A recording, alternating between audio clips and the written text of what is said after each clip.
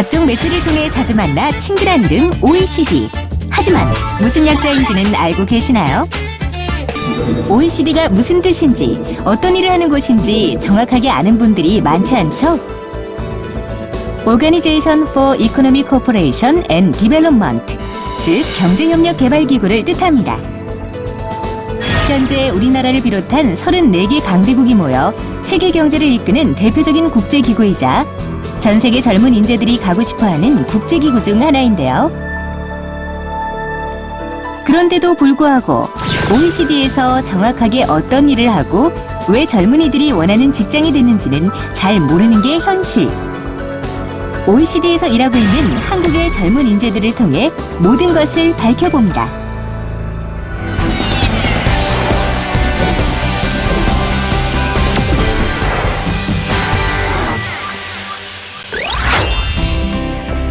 (1961년) 경제 발전과 세계 무역의 촉진을 위해 설립된 국제기구인 OECD.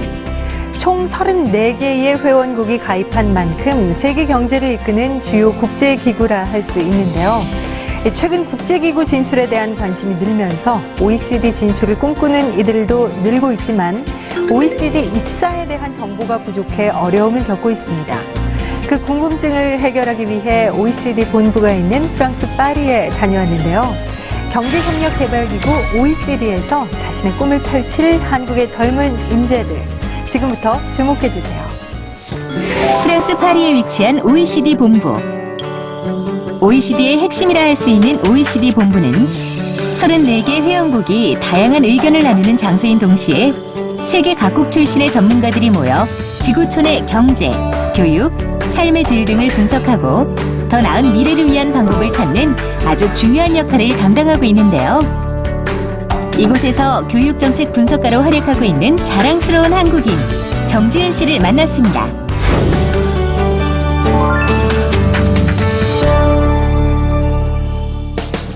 교육정책 분석가는 정확히 어떤 일을 하는 걸까요?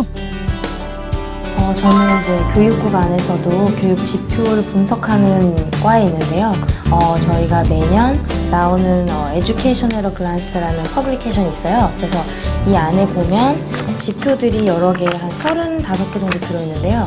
그 지표들을 이제 만들기 위해서는 저희들이 각 나라의 데이터를 모아야 돼요. 그래서 각 나라의 데이터를 먼저 모으고 그것을 가지고 테이블을 만들고 차트를 만들고 그다음에 그것에 대한 내용을 글을 써서 이제 분석하는 일을 하는데요. 지금 현상도 설명하고 서로 국가들의 비교도 하고 OECD 평균보다 얼마나 높은지 낮은지도 보지만 대부분의 초점은 어떻게 하면 좀 더 좋은 정책을 이 나라가 써서 좀 더 좋은 방향으로 이런 정책들이 반영되고 변화가 일어날 수 있을까에 더 관심이 많거든요.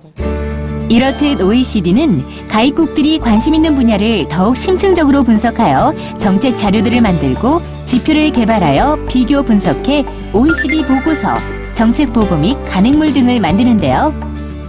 때문에 OECD 인재상도 이런 업무 특성에 맞춰져 있다고 하네요. 내용을 보고 그것에 대해서 창의적으로 풀어낼 수 있는 글을 쓰는 능력 같은 것들이 여기서는 굉장히 많이 선호하는 편인 것 같고요. 그 다음에 또 컴퓨터 쓸 수 있는 능력이 되게 많이 필요해요. 그래서 통계학 프로그램을 돌리는 거라든지 아니면 엑셀로 뭐 차트 작업, 테이블 작업하는 것들, 또 마크로를 만드는 작업들.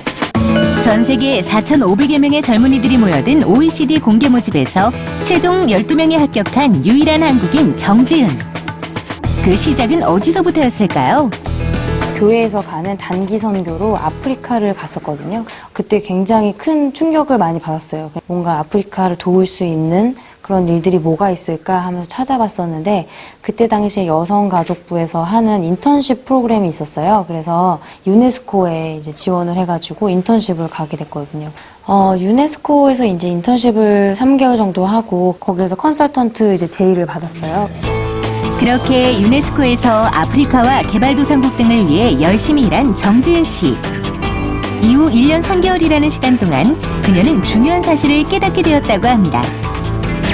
각 나라의 교육 정책에 대해서 이제 조언해주는 역할을 하는데 그 데이터가 얼마나 중요한지, 얼마나 정확한 정보를 가지고 예측하는 것이 중요한지를 깨달았거든요. 근데 유네스코에서 일을 하면서 그런 부분에 한계가 있었어요. 왜냐면 아프리카에는 데이터가 너무 없고 제가 좀 더 배우고 나서 이 나라들에게 조언을 주면 좋지 않을까 하는 생각이 들어서 OECD의 이제 영 프로페셔널 프로그램이 나왔을 때 거의 주저하지 않고 바로 지원했던 것 같아요. 영 프로페셔널 프로그램은 석사학위 이상을 가진 33세 이하의 젊은 인재들을 채용하는 OECD의 대표적인 신규 직원 채용 프로그램인데요. 서류 전형, 전화 인터뷰, 필기 시험, 그리고 패널 인터뷰까지 총 4단계로 진행되며 최종 합격 통보까지 약 4개월 정도의 기간이 걸린다고 합니다. 그렇다면 OECD에는 이 밖에 어떤 채용 경로가 있을까요? OECD에 들어가는 방법은 크게 2가지인데요. 아까 말씀드린 YPP 시험을 봐서 붙는 방법이 있고 또 하나는 매번 자리가 생길 때마다 OECD 홈페이지에 그 직원 채용 공고가 뜨거든요. 그 직원 채용 공고를 보고 자기가 그 자리에 적합한지 알아본 다음에 지원을 하는 방법이 있습니다. 영 프로페셔널 프로그램은 OECD 국가 출신의 젊은이들 중에서 보통 10명에서 15명 정도를 선발하는데요. 평균 300에서 500대 1 정도의 치열한 경쟁률을 통과해야 하기 때문에 공석 확인을 꾸준히 지원하는 것도 한 방법이라는 것 잊지 마세요. 먼저 소개해드린 방법 외에도 OECD에 채용된 경우가 있는데요. 먼저 OECD 집행총국에서 근무하는 이정은 씨는 인사 분야 인턴과 계약 직원으로 일한 뒤 정식 직원의 기회를 얻었습니다. 또 OECD 모바일 기술 지원 분야에서 계약 직원으로 일하고 있는 정훈 씨는 자신이 다니던 대학교와 OECD 간에 맺어진 인턴 파견 협약을 통해 OECD 입성의 길을 열었는데요. 정지은 씨를 포함한 이들의 공통점 눈치채셨나요? 네, 바로 인턴 경험이 있다는 겁니다. 인턴 근무는 OECD에 들어가기 위한 가장 중요한 과정 중 하나인데요. 그 이유는 뭘까요? 실제로 채용된 사람들이나 또 YPP를 통해서 들어온 사람들도 나중에 확인해보면 인턴십을 해본 경험이 있는 직원들이 굉장히 많아요.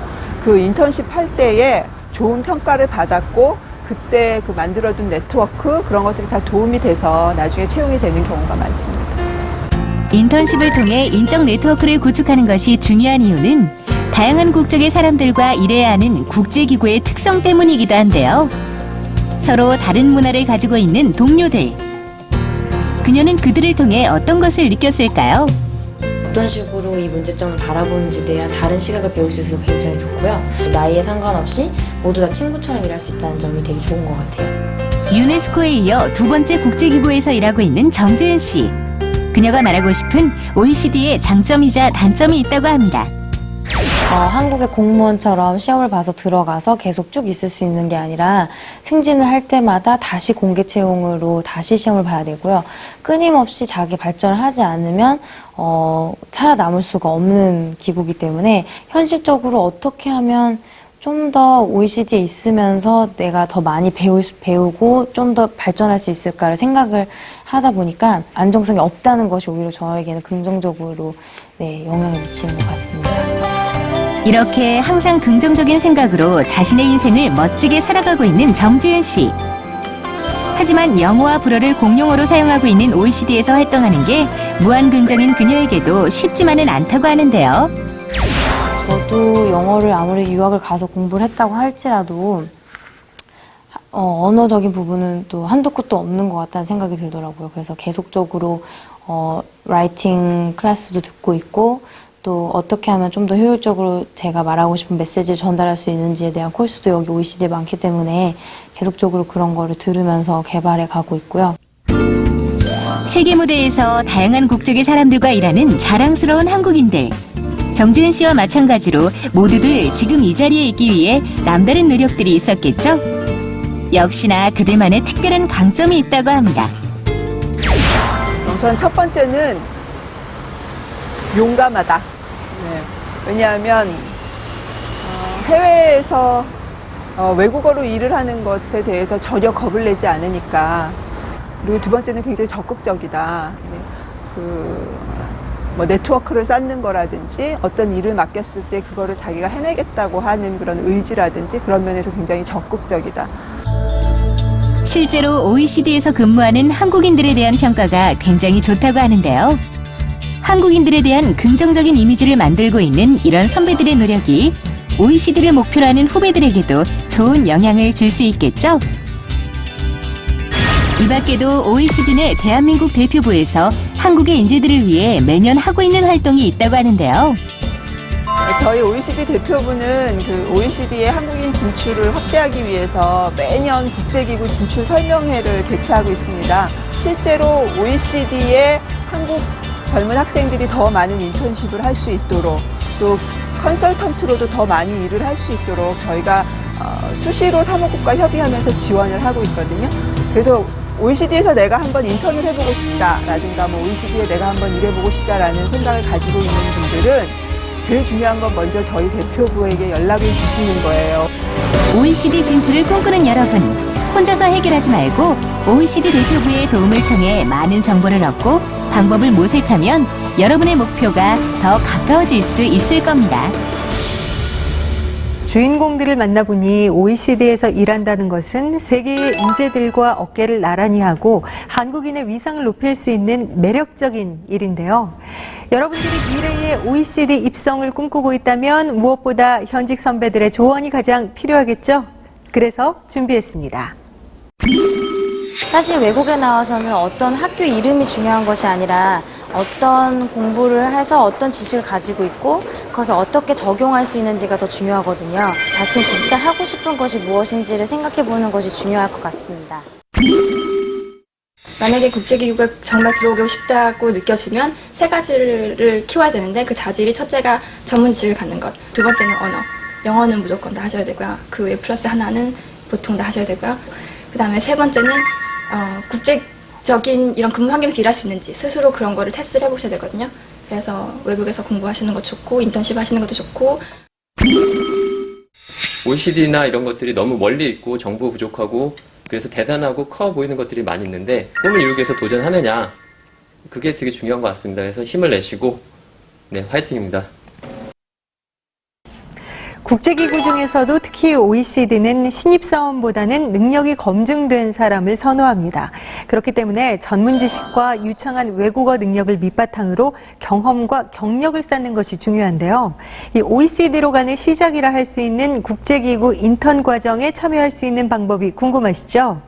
먼저 우리나라 정부 부처에서 지원하는 인턴 프로그램들이 많이 있고요. OECD와 인턴 파견 약속을 한 대학교들도 있습니다. 그리고 OECD 인턴 모집에 직접 지원하는 방법이 있는데요. 주 OECD 대한민국 대표부에서 이와 관련된 정보를 많이 얻을 수 있습니다. 일찍 일어나는 새가 먹이를 먹는다. 또 높이 나는 새가 멀리 본다는 말 많이 들어보셨죠? 조금 더 일찍, 조금 더 멀리 보며 꿈을 꾸고 또 준비한다면 여러분도 프랑스 파리 OECD 본부에서 세계 여러 나라에서 온 인재들과 함께 지구촌의 더 나은 미래를 꿈꿀 수 있을 겁니다.